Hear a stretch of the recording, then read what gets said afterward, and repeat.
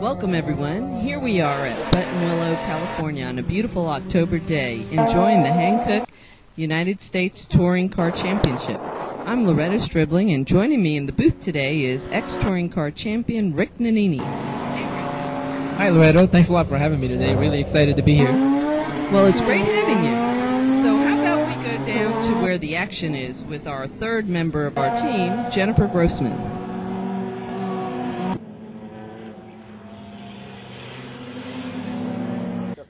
Hi, this is Jennifer Grossman with Final Drive. We're here covering the Hankook U.S. Touring Car Championship in Buttonwillow, California, just north of Bakersfield.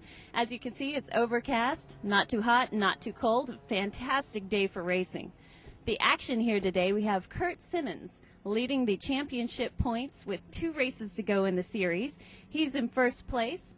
The last race of the series to take place is at Infineon Raceway. Is a 2-hour race. So all of the runners behind him are hoping that he makes a mistake because every lap counts at this point. Ali Arsham is heading up in second place. The team of Becky Arsham and Rich Wu in third. Following them is up-and-coming star Brett Strom, who is in fourth as the points go, but he's also won the last 3 races in a row. We're wondering if he'll be able to make it a 4th today. Today, we had a yellow flag during qualifying that Curt was able to take advantage of to put himself in pole position. That gives him a real advantage off the starting line and will make a real challenge for anyone else to get around him. We also have Tom Lepper as our wild card and his Chevy Cobalt. He's also a fantastic racer and will really mix things up for this championship contention. Thanks, Jennifer. Earlier in the day, Jennifer had a chance to talk to Tom Lepper, the driver of the Chevy Cobalt SS. Hi, I'm here with Tom Lepper and his Chevy Cobalt. Tom, you're racing with the USTCC tomorrow. You're getting geared up for the race. What's your strategy for tomorrow? Survive. This is my first race back with U.S. Touring this year, and I want to be a good citizen. Now, I understand that you were the 03 and 04 U.S. Touring Car Champion. Yes, enjoyed it very much, and I'm kind of glad to be back.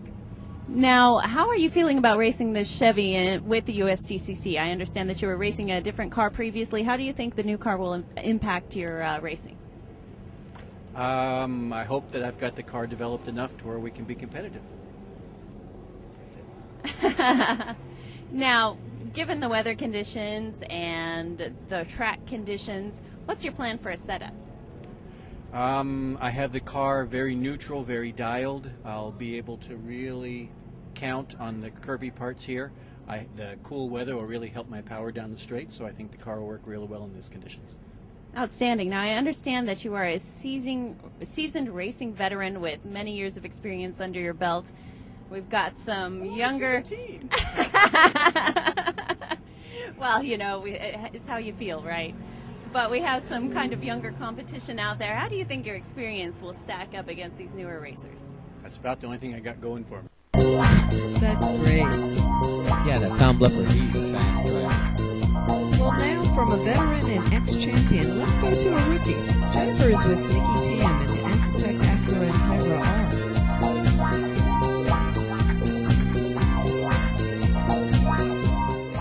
I'm here with Niki Tam and his Acura Integra. Niki, you just got finished with qualifying. How are your tires holding up? Oh, very good. Yeah, the tire, it holds great. And how did you do for qualifying? How do you think you scored on the grid? I'm middle of the pack, so I have to work better. Hi, I'm here with RJ Reeves, who is Niki Tam's partner in the Acura Integra number 18 car. RJ, how's it like working with Niki? I understand you work very closely together. Oh, it's a wonderful, it's a real good relationship. He lets me drive this as a hobby, and I totally enjoy it. And why didn't you tell me how you got into this sport? I came from originally racing. I did a little bit of motocross in my youth, and I got busted up a few times. So I was getting, it's a young man's sport, and I'm not quite that young anymore. And basically did a little bit of that, and also was into cars, used to build cars, show cars, street rods, those kind of things. And I got to a point where I tried amateur racing, and then worked my way up a few years of that, and then tried USTCC this year, first time. Curt Simmons, you qualified in second position with the unofficial results with 2 minutes, 2 seconds. Why don't you tell us about how qualifying went for you today? Qualifying was, it was good. Nice clean track, not a lot of cars out there. Track was clean for a change. and we got a good 5 laps in before the tires a little overheated and started slowing down. But we make some adjustments for that for the race. So it's looking pretty good right now.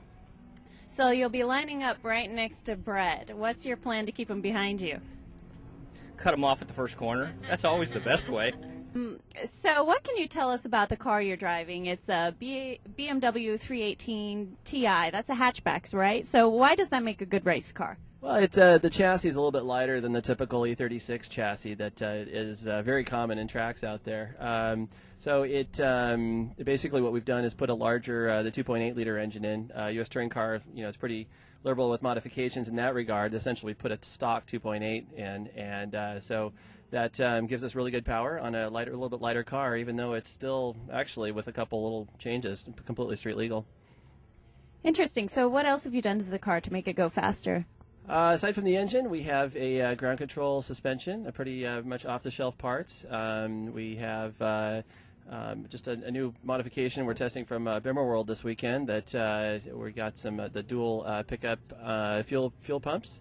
That kit seems to be working out really well, and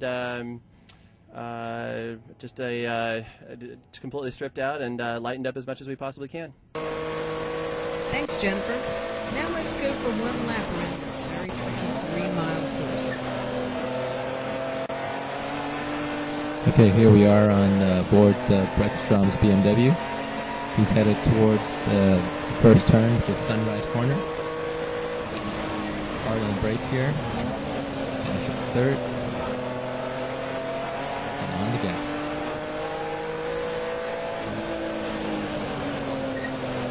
Then we get to the off-ramp. Real tight uphill turn here. If you get on the gas too soon, you'll lose speed. Nice little straightaway here. Pick up some speed. Then down to the cotton corners, which is the tightest section of the track.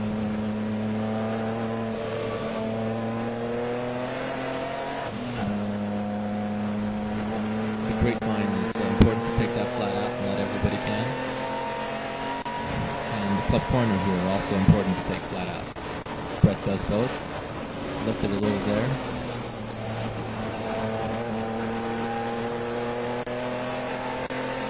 This is a real high-speed section of the track, and it's a critical one because you got to take it flat. But if for some reason you have to lift, chances are that you're probably going to have a big wreck.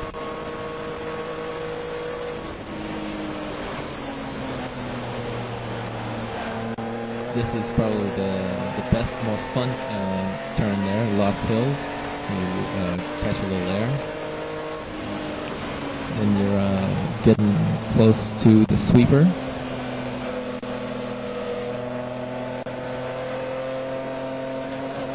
Excellent job. Then now we're just going through the S's section.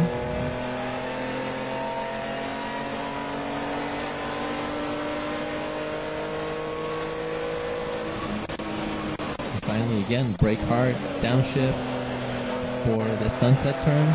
And onto the front straight. That's how you're supposed to do it. Real smooth laps. Nice job, Brett. You do this, and you'll be on pole too.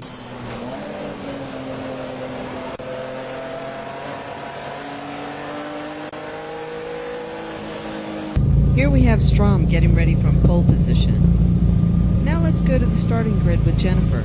She's talking to some of the drivers as they're preparing for the start.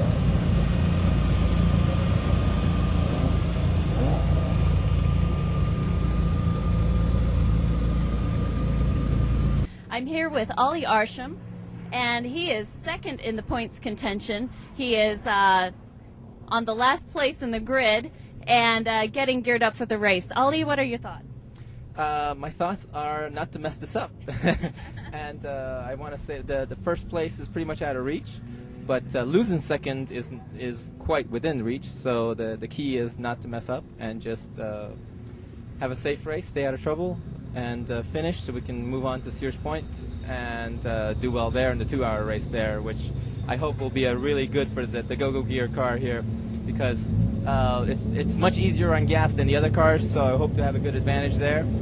And hopefully the we'll do well over there. Outstanding. So we can hear all the other cars lining up. Ollie, is there a tremendous amount of pressure on you to do well in this race? Are you feeling the pressure? No, actually, I'm pretty calm. I don't have to. I'm not telling myself I need to do super well. If I finish dead last, I'll be okay. As long as I finish and get some points today, that'll be good. Feeling before the big race? Very good, very good. I think we had a little bit of problem during qualifying, but I think we're all set to go now, and we're going to be real competitive today. Michael, any last thoughts before you go out there today?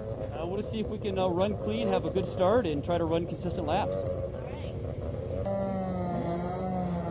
Here we go. Now the Toyota Camry SE pace car leads the field. On pole, we have Brett Strom in the BMW. Curt Simmons is next in the Dodge SRT4. Michael McColligan is in third place with the Mazda Rotary RX-8. So we have three different types of cars with three different types of engines. The BMW has the normally aspirated 6-cylinder versus a turbo 4-cylinder versus a rotary in the Mazda.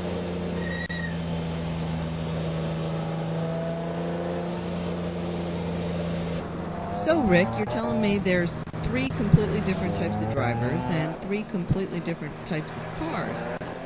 What do you think is going to happen in this race?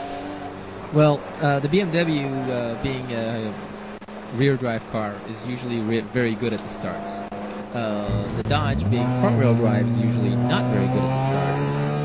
So that's going to be a little strange there. Michael has a very good car, rear drive, rotary.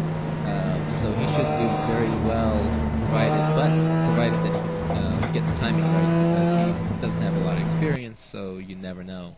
But Brett's usually very good at the start, so I'd probably put my money on him. Although the Dodge has a lot of horsepower, so watch out, because once the wheels hook up in that car, it goes like a rocket. Okay, let's just watch the race now.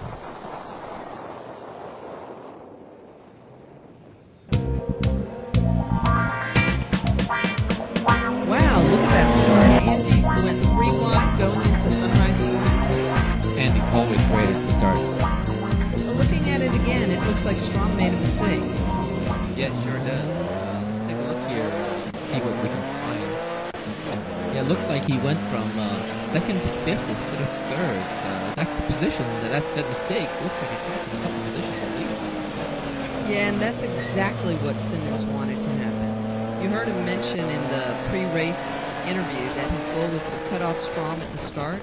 Well, now his job was just made easier. He needed to get ahead of Strom and try to stay ahead because he knows Strom's BMW is faster around here.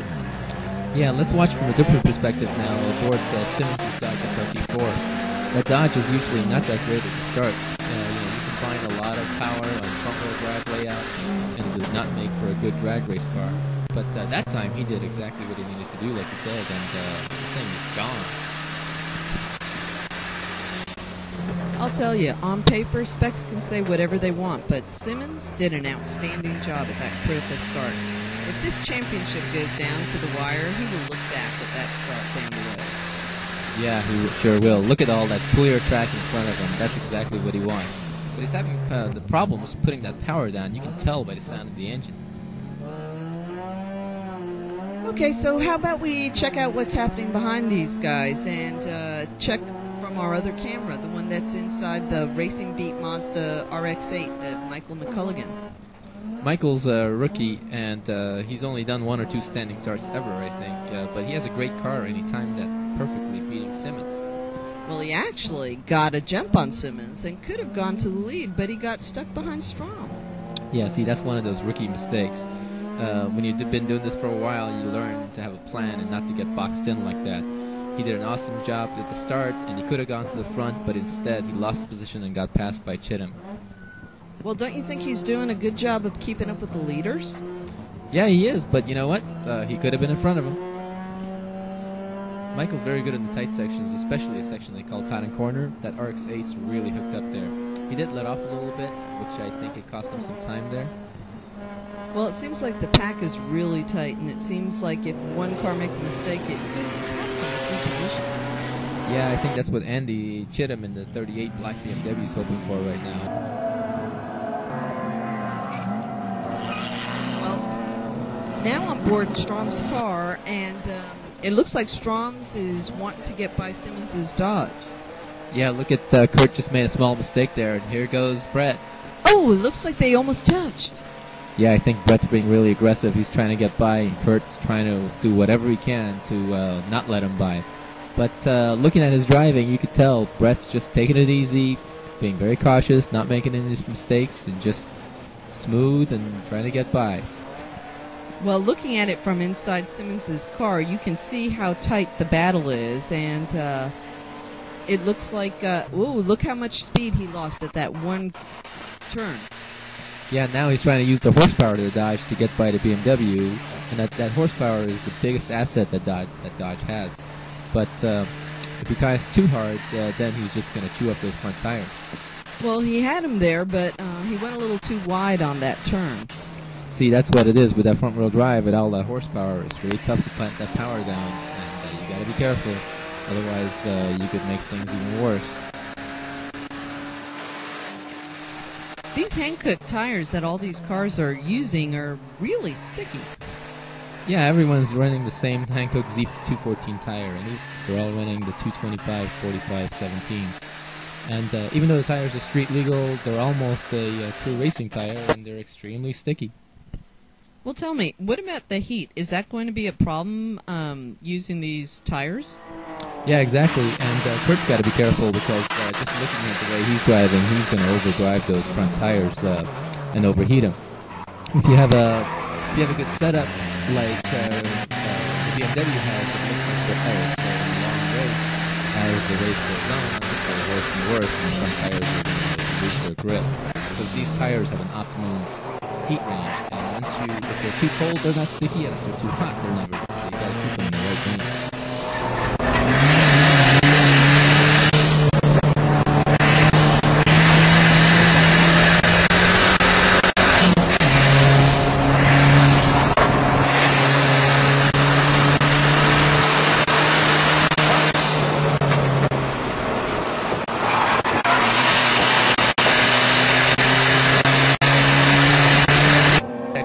Careful here because if he overheats these tires, then Andy's probably going to wait back there and get him. Oh, well, there's Andy now. He doesn't seem to have enough power to get by, but he is really close. Yeah, when you look at Brett's car, his car is set up just perfectly. You can see that he takes some of the turns like Grapevine or Club Corner very well flat out while Curt has to lift. And that negates Curt's horsepower advantage. He just can't put the power down, and he has to lift off the gas to be able to get the front end to stick. But that's going to really cost him some time. So even though that Curt's SRT4 has more power, he has to lift off the gas to keep it on the road? Yeah, exactly. And that, you can have 1,000 horsepower, but if you can't put it down to the ground, it does you no good. And Brett's showing that right now because he has a very good setup with the car, and that's really getting him the edge.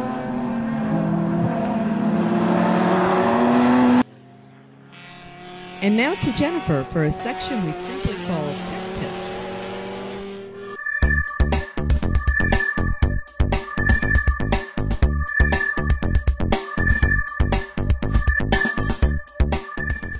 Bovenberg, we have here the Dodge SRT. Curt Simmons mentioned that it was pretty much stock, but that's really a very relative term for these race cars. Why don't you give us an inside look inside the car, give us a tour of what's in there? Sure, we'll give you the open house tour. Come on in, we'll take a look at the business office here. Basically what we have here, this is a Racetech seat. Racetech's one of the sponsors for the U.S. Touring Car Championship that's allowed us to use their products. They actually have a contingency sponsor program. You can see it's got the head restraint up here. This is a very important feature. If you're ever in a collision, it allows your head to keep from getting stretched, your neck from getting stretched, which causes a problem for you. NASA is one of the leaders in the sanctioning bodies that has mandated some kind of a head restraint system. some of the other sanctioning bodies, after seeing what NASA has done, is actually going to go ahead and mandate a seat like this too. And Racetech is one of the foremost manufacturers. This is actually a carbon fiber seat, and carbon fiber can handle a tremendous amount of G loads. I think the number is like 40 Gs. So if your car is ever in a wreck, this is definitely the seat to have. We have the 3-inch lap belts, also made by Racetech. You can see it's all very high quality hardware. In the center here we use a cam belt. This unbuckles the seat, so quick exit. Very very nice. Some are latches, but this is quick release. It's very nice.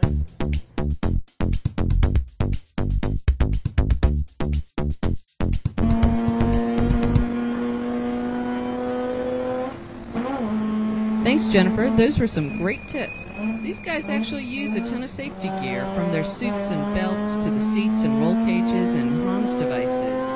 Seems like racing has come a long way in as far as safety from the old days. We hope to bring you more of these tips in the future. Yeah, it used to be that you just needed a car and safety was never given much thought, you know, but it was thought that racing was dangerous and you just live with it, and that's just how it goes. Everybody accepted the risks. Now builders go through so much for it. They even put an engine in these cars. I mean, they take the frame, the bodies down, and they weld everything, and they put bars everywhere, and there's just a ton of safety gear in these cars.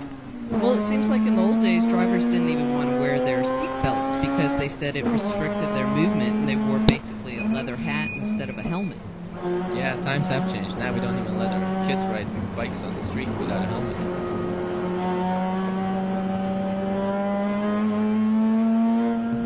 Well, these guys are fighting for third place right now, and Andy has it, and it seems like Michael wants it. Whoa! And McColligan spins. He was getting so close to Chittum and was doing so well, but he spins in the S's. Yeah, let's see if we can figure out what happened there. Well, it looks like he did it on his own.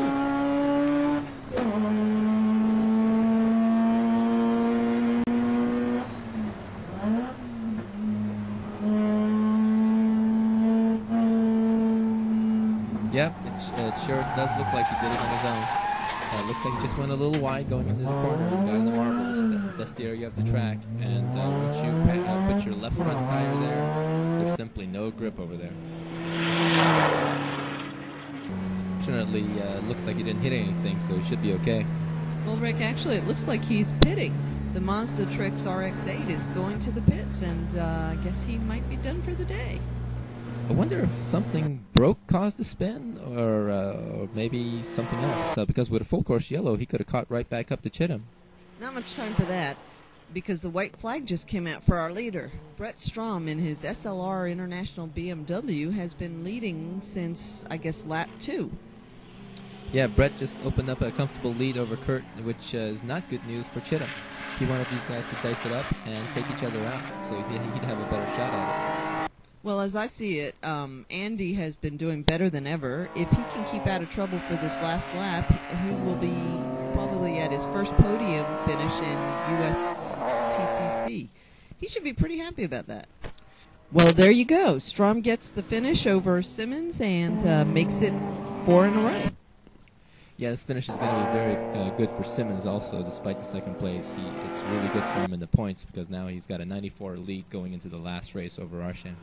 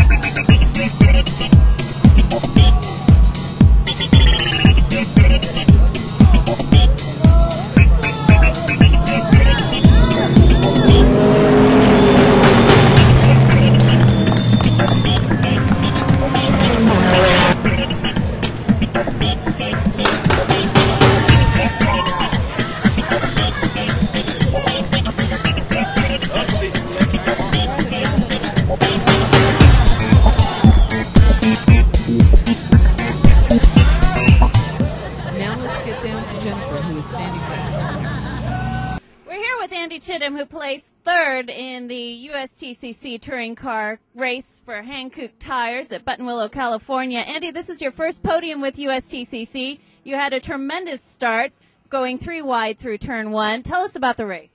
Well, it started off pretty much as I would hoped. I got a really, really good launch. I don't think that we could have done anything else. And by the end of the front straightaway, we were about 3 inches ahead of Curt.